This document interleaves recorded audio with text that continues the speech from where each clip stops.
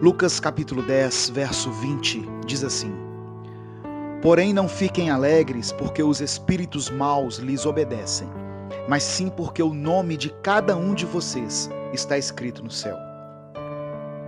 O que mais tem motivado você a seguir a Cristo? A maioria das pessoas se sente feliz e satisfeita em servir a Deus por causa das bênçãos que podemos alcançar no Senhor, ou pelas muitas promessas de segurança e prosperidade que estão contidas na palavra.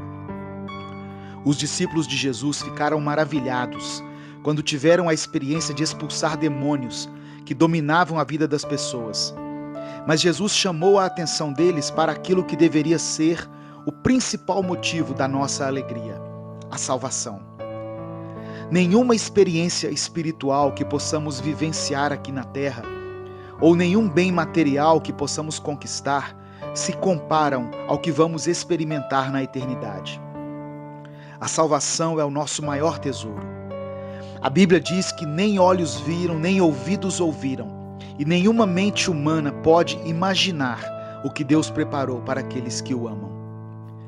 Eu sei que muitas vezes ficamos alegres porque fomos usados por Deus, ou porque alcançamos uma bênção, uma vitória, ou uma porta que se abriu, e isso não é errado.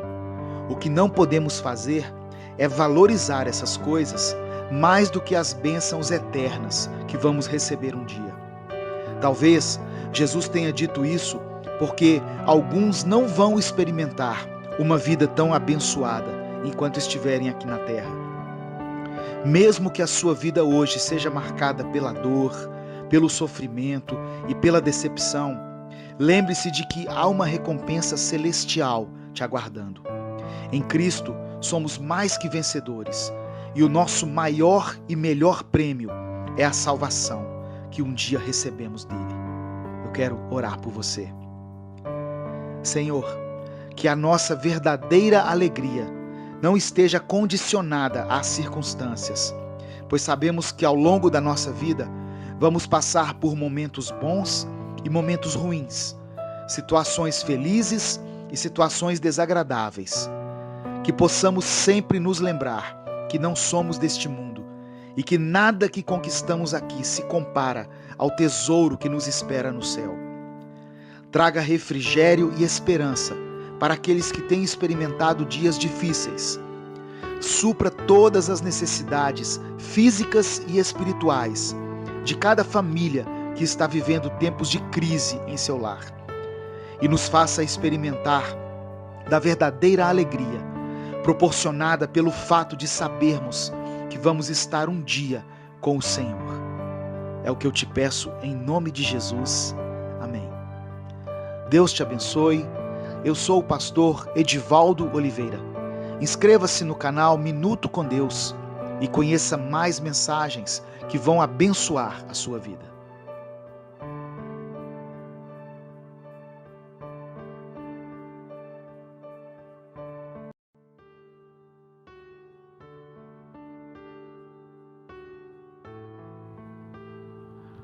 Primeira Timóteo capítulo 1, versículo 15 diz assim: O ensinamento verdadeiro e que deve ser crido e aceito de todo o coração é este: Cristo Jesus veio ao mundo para salvar os pecadores, dos quais eu sou o pior.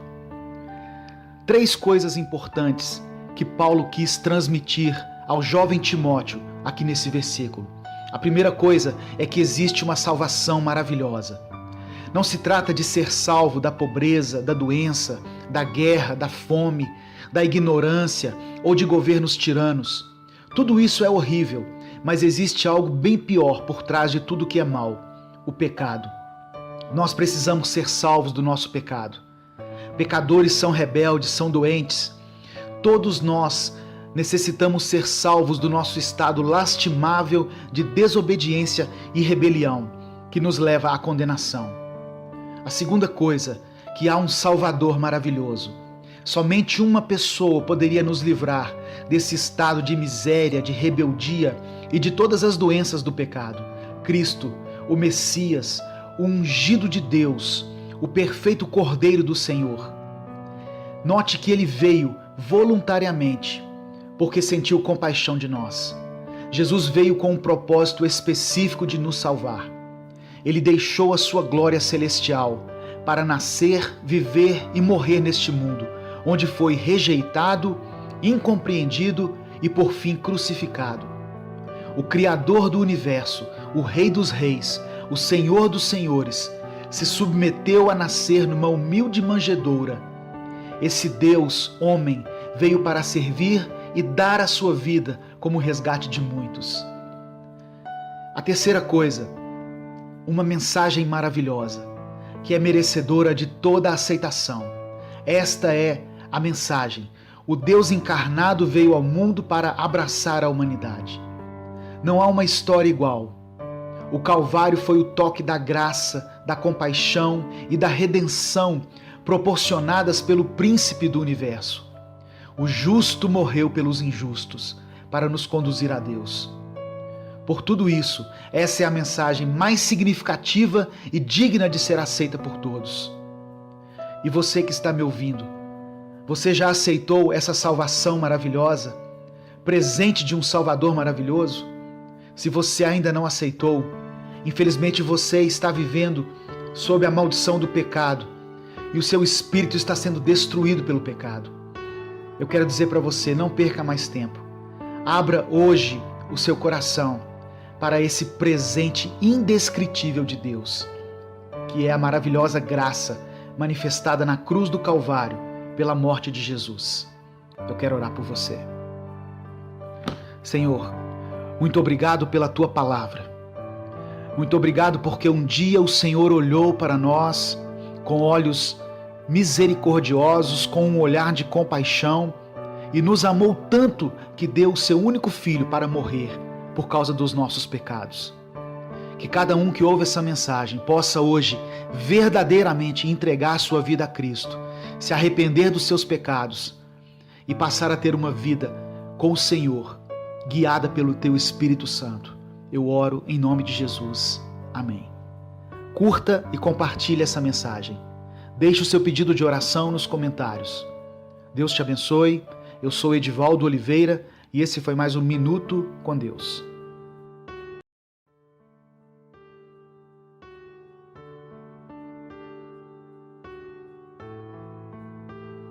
Salmos, capítulo 51, verso 4, diz assim: contra ti somente pequei, e fiz o que é mal à tua vista, para que sejas justificado quando falares e puro quando julgares. E os versos 16 e 17: pois não desejas sacrifícios, senão eu os daria. Tu não te deleitas em holocaustos. Os sacrifícios para Deus são o espírito quebrantado. A um coração quebrantado e contrito não desprezarás, ó Deus. Quantas lições podemos aprender com os salmos escritos por Davi? Eu quero falar hoje sobre o verdadeiro sentido do arrependimento para o cristão. A chave para que o arrependimento genuíno seja gerado em nosso coração é termos a consciência de que somos filhos de Deus e que quando pecamos entristecemos o coração do Pai. Muitas vezes vemos repórteres entrevistando bandidos que foram presos e eles fazem a seguinte pergunta: você está arrependido? E a resposta geralmente é a mesma: sim, eu me arrependo do que fiz. Na verdade, esse tipo de arrependimento não é verdadeiro. Ele está ligado ao fato de que os planos do bandido não deram certo. Por isso há o sentimento de tristeza porque ele está preso, porque sua foto saiu no jornal ou porque envergonhou a família. Quando Davi escreveu Salmos 51, que é uma das maiores expressões de arrependimento contidas na palavra, naquele momento ele estava sendo confrontado pelo profeta Natã. O arrependimento é gerado no coração do rei, não por causa do julgamento do profeta ou por causa da vergonha por ter que encarar todo o povo de Israel.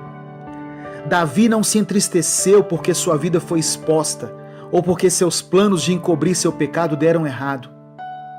Davi se arrepende profundamente porque ele se conscientizou que havia pecado contra Deus, porque ele tinha um relacionamento com Deus, ele era um adorador. Por isso ele diz: pequei contra ti somente. As palavras de Natã rasgaram o coração do rei. Davi percebeu que tinha desagradado a Deus profundamente. Sabemos que o arrependimento é verdadeiro quando ele gera mudança de vida. A Bíblia não relata mais nenhuma situação semelhante a essa na história de Davi. Se você tem cometido os mesmos pecados e não consegue ser liberto, eu te peço que você pare e pense um pouco. Deus te ama e tem uma grande obra para fazer na sua vida, mas Deus abomina o seu pecado. O pecado nos afasta de Deus. Receba essa palavra no seu espírito e entenda que quando você peca, Deus se entristece. Resolva hoje mesmo levar uma vida que agrade ao Pai. Que a mesma disposição que você teve antes para o pecado, que você tenha na mesma proporção para uma vida de santidade. Deus não se agrada de sacrifícios, mas Ele quer ver em você um coração quebrantado. Eu quero orar por você. Senhor, nos perdoe porque temos pecado contra Ti. Que essa palavra possa trazer entendimento, não somente no intelecto, mas no espírito de quem estiver ouvindo, e que o arrependimento seja gerado nesse coração. Não um sentimento de tristeza por ter sido descoberto o seu pecado, ou por causa do julgamento das pessoas, mas um arrependimento genuíno, provocado pela consciência de termos entristecido o teu coração. Eu te peço em nome de Jesus. Amém. Deus te abençoe. Eu sou Edivaldo Oliveira e esse foi mais um Minuto com Deus.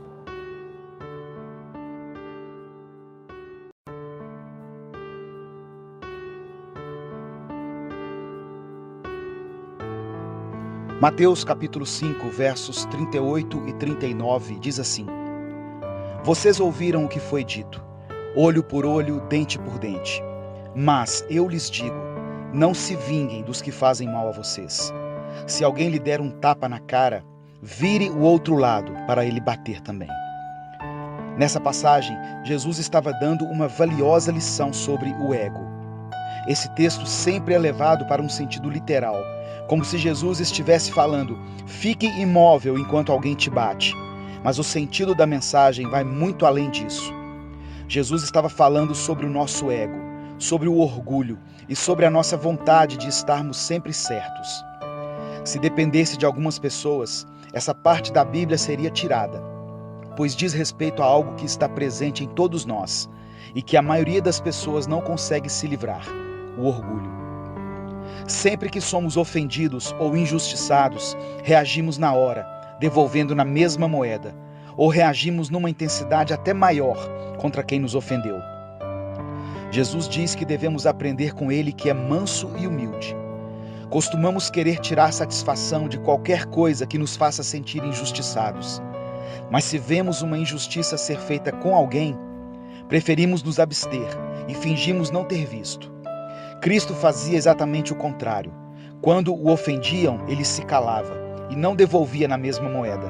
Porém, quando ele via um ato de injustiça ser feito contra alguém, ele se mobilizava. Hoje, Jesus nos chama para viver uma vida de humildade. Devemos agir de forma diferente. Devemos agir como ele agiria. Nesse mundo, ainda prevalece o olho por olho e dente por dente. Mas nós temos que ir na contramão e entregar nossas ofensas e injustiças nas mãos de Deus. Só não confunda isso com ir contra a lei, não correndo atrás dos seus direitos como cidadão, funcionário, etc. Porém, no que diz respeito a relacionamentos, devemos tratar as pessoas, não como elas nos tratam, mas sim como gostaríamos de sermos tratados, para que Deus seja glorificado e para que as pessoas vejam a diferença entre os que andam com o Filho de Deus e os que não andam. Vamos praticar essa palavra até que o nosso orgulho seja quebrado e o nosso ego seja diminuído, fazendo com que Cristo cresça em nós. Eu quero orar por você. Pai, nós te agradecemos por essa palavra de exortação. Sempre lemos sobre Jesus, porém o colocamos como alguém que precisa ser admirado, quando na verdade nós precisamos imitar suas atitudes. Nos perdoe por devolver para o Senhor a obrigação que nos foi dada, de sermos humildes aqui na terra, amando uns aos outros, não pagando o mal com o mal. Sempre dizemos que o Senhor é bom, o Senhor é humilde, como se nós mesmos não devêssemos ser. Ensina-nos não só a te admirar, mas a desejarmos ser parecidos contigo, na humildade e na mansidão, como você fazia quando era injustiçado, e nos revoltando como o Senhor se revoltava quando via um ato de injustiça ser feito contra alguém. Nós te pedimos isso em nome de Jesus. Amém. Deus te abençoe. Eu sou o pastor Edivaldo Oliveira. Inscreva-se no canal Minuto com Deus e conheça mais mensagens que vão edificar a sua vida.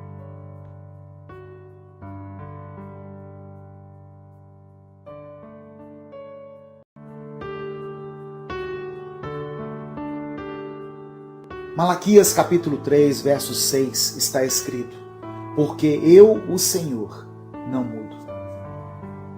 Nós servimos a um Deus que não muda, um Deus que não oscila e que não volta atrás em sua palavra.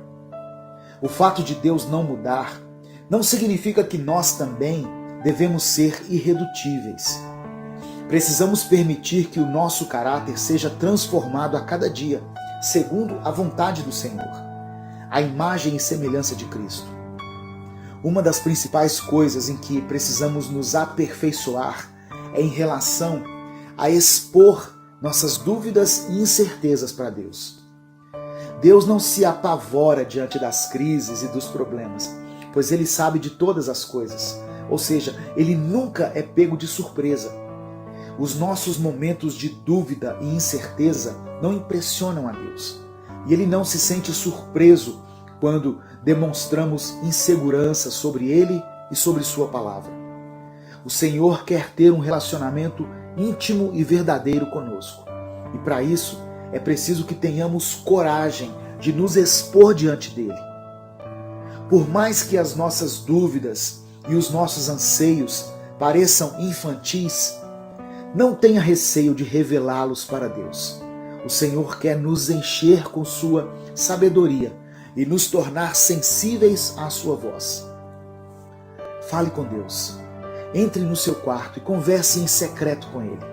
Saiba que o Senhor está pronto para te dar as respostas que você tem buscado. Mas lembre-se que vamos ouvir de Deus aquilo que precisamos ouvir e não o que nós queremos ouvir. A vontade do Senhor é boa, perfeita e agradável. E ela é muito melhor do que a nossa. Eu quero orar por você. Deus, obrigado por sua palavra e pelo seu amor.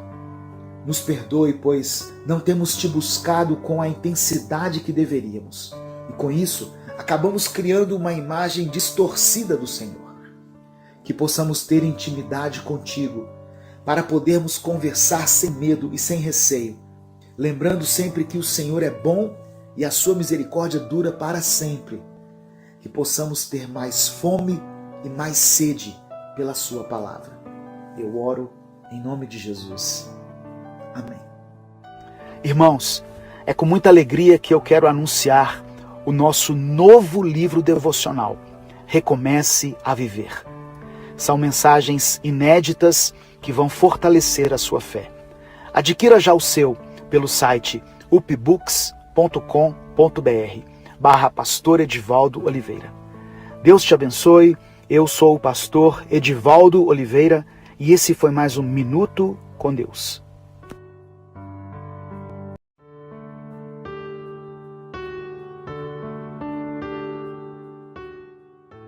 Marcos capítulo 8, versos 24 e 25 está escrito: E levantando ele os olhos, disse: Vejo os homens, pois os vejo como árvores que andam. Depois disto, tornou a pôr-lhes as mãos sobre os olhos, e o fez olhar para cima. E ele ficou restaurado, e viu a todos claramente. Jesus operou muitos milagres, porém um deles se diferenciou dos demais, e foi quando ele curou um cego na cidade de Betsaida. E essa cura foi feita em 2 etapas. No primeiro momento, Jesus impôs as mãos com saliva sobre os olhos do cego e perguntou se ele estava enxergando. Ao que o homem respondeu: Eu vejo as pessoas como árvores. Jesus impôs suas mãos novamente sobre ele e o cego passou a enxergar perfeitamente. Quando Deus opera um milagre em nossa vida, Ele quer fazê-lo por completo. Aquele homem recebera uma cura física, mas via as pessoas como objetos. Muitas pessoas receberam um milagre de Deus em sua vida, mas ainda não aprenderam a valorizar aquilo que Deus mais ama, que são vidas. Pessoas que foram abençoadas em alguma área da sua vida, mas que ainda precisam de um segundo toque de Jesus no seu caráter, no seu temperamento, no seu orgulho, no seu modo de tratar as pessoas, na maneira como se relacionam com o sexo oposto. Enfim, não basta ser curado, ser restaurado, ter as suas finanças restauradas ou passar a enxergar as coisas espirituais. Se não souber amar ao próximo como a mim mesmo, ou orar pelos que me perseguem, cultivar um comportamento íntegro, é sinal de que a obra que Deus fez em nossa vida ainda não foi por completo.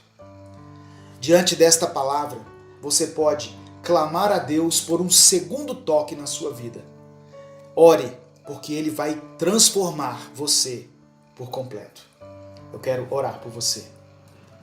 Senhor, somos gratos pela transformação que recebemos, mas clamamos a Ti por uma restauração completa.